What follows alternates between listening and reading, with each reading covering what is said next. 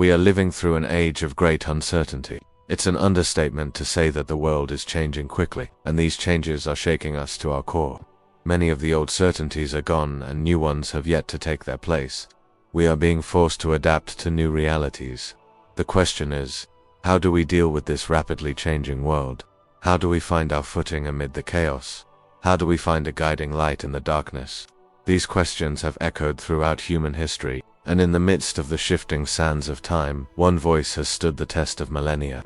His name was Heraclitus of Ephesus, often called the Philosopher of Becoming.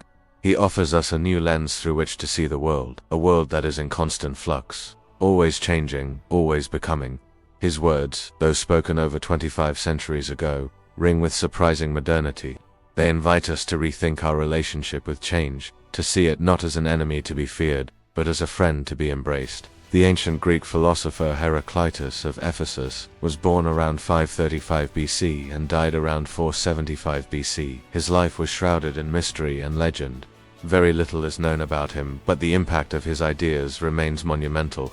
In a time when philosophers like Thales, Anaximenes, and Anaximander were searching for a single element or substance, the archon which they believed was the underlying principle of all things, Heraclitus boldly went against the current. He saw the fundamental nature of reality not in stillness, but in movement, not in sameness, but in difference. For Heraclitus, the essence of existence lay in the constant process of becoming.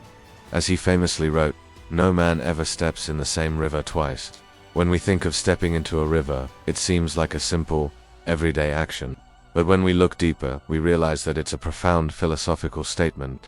On the first step, the water is the same, but the second step, the water has already changed. The same applies to everything in our lives. Nothing stays the same. Every moment, every situation, every relationship is unique and constantly evolving. This idea is encapsulated in his most well-known maxim, panta rhei, which translates to everything flows. It's a reminder that reality is not static, but dynamic. It's a river that's always flowing, changing, moving forward. But Heraclitus didn't stop there. He delved deeper into the nature of this flux, and he found that it wasn't just a random occurrence. There was an underlying order to this apparent chaos. He saw that change was not the absence of something, but the presence of something else. Tension. The tension between opposites. For Heraclitus, the fundamental principle of reality was the constant interaction between opposites. War, for example, is not just a brutal fact of human history, it's a necessary part of the cosmic order. War is the father of all things, he said. Why? Because war is the crucible in which the opposites come together and clash. It's where hot meets cold, strength meets weakness, attack meets defense. Without these tensions, there can be no harmony, no balance, no peace. In the same way, day cannot exist without night, light without dark, full without empty. It's in the tension between these opposites that the universe finds its equilibrium. And it's this tension, this constant push and pull between opposites that drives the process of becoming. Now, this idea might seem counterintuitive to us. We naturally gravitate towards stability, towards sameness. We build our lives around the expectation that some things will remain constant. But Heraclitus challenges us to look beyond this human bias. He invites us to see the world through a different lens, a lens that captures the dynamic interplay of opposites. But why does Heraclitus emphasize the importance of these tensions? What's the purpose of this cosmic dance? The answer lies in the very nature of our being. According to Heraclitus, we humans are inherently dynamic creatures. We're not static beings. We change, we grow, we adapt, and it's precisely this dynamism that allows us to experience life in all its richness. Think about it for a moment. If everything were static, if there were no change, no movement, then life as we know it would cease to exist. There would be no growth, no learning, no evolution. We would be stuck in a state of permanent sameness. And according to Heraclitus, this would be the ultimate absurdity. He likened the process of becoming to a cosmic dance, a never-ending play with the actors always changing their roles. The world is a stage, and we're all players in this grand drama. But what's our role in this cosmic play? Are we merely passive spectators or active participants? For Heraclitus, we have a choice. We can choose to resist the flow, to try to hold on to things as they are, or we can choose to dance with life, to embrace the changes, to find harmony in the midst of dissonance. But how do we find this harmony? How do we navigate the complexities of this cosmic dance? The answer lies in another one of Heraclitus's profound insights. He said, "It's not the man who has too much that is unhappy, but he who craves more." What does this statement mean? It means that the source of our unhappiness often lies within us, not in the world outside. We're often our own worst enemies. We create our own suffering by constantly wanting more, by chasing after things that will never truly satisfy us. We resist the present, whether it's painful or pleasurable, and we fail to appreciate the only moment that truly exists. In today's world, this message is more relevant than ever.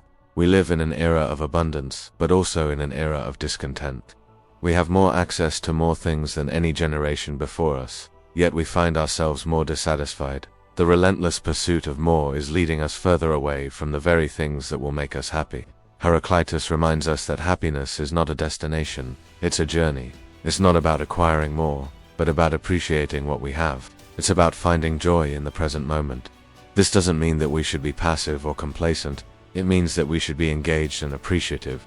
We should embrace the flow of life, not resist it. We should find contentment in the present, not chase it in the future. The world is in a constant state of flux. The only constant is change itself. The key to navigating this ever-changing landscape lies in understanding this fundamental truth. Only when we learn to dance with change, to find harmony in the midst of dissonance, to find joy in the present moment, can we truly be at peace with ourselves and with the world around us. Think back to the tumultuous times in your own life, those periods of significant change and upheaval. Perhaps you faced personal loss or professional setbacks. Maybe you experienced dramatic changes in your relationships or your living situation.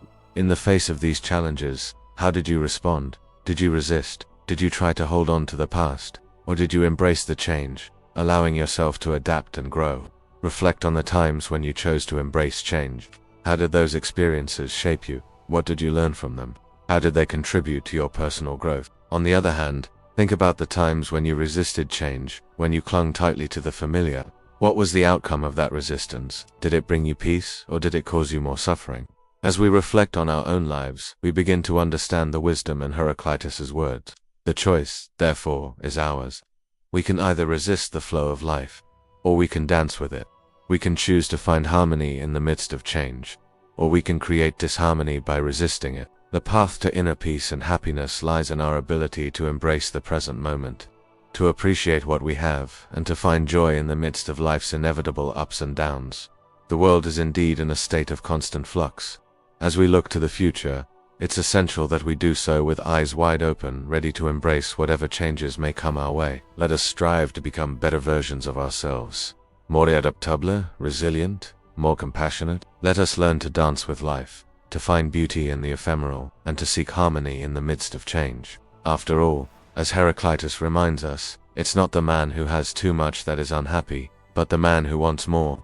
And so let us be content with what we have, grateful for the present moment, and ready to embrace whatever the future may hold.